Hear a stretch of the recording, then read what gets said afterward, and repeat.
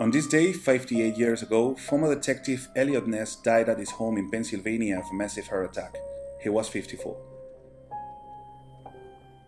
Today we want to pay tribute to the leader of the legendary team of law enforcement agents, the Untouchables, with our new video game, Blues and Bullets.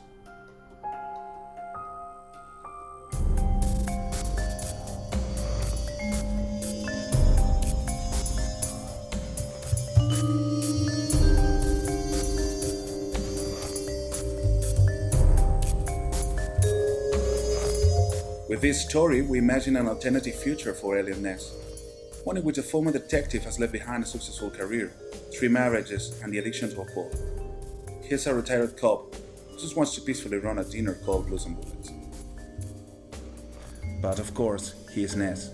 He cannot have a quiet life. He starts getting news about missing children, and suddenly Al Capone appears. Together, they will start an investigation to discover who is behind this whole situation.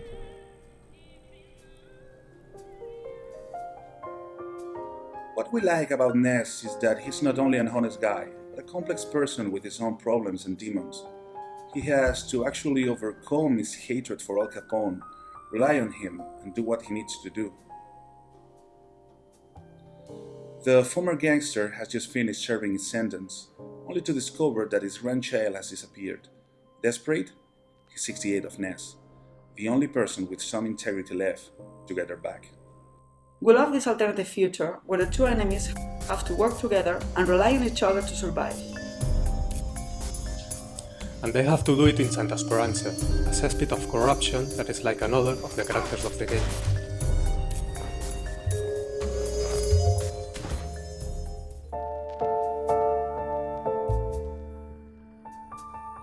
This city was inspired by expressionist painters such as George Grosz and his apocalyptic urban scenes, the metropolis of Fritz Lang, and the dark ambience of movies like Seven.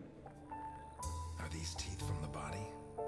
Making it black and white was one of the first decisions we took when we decided to carry out our video game.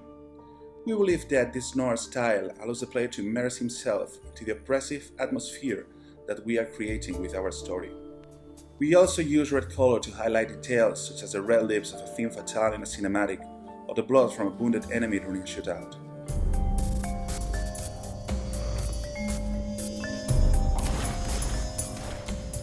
This is a dark story about the last honest man in a corrupted city.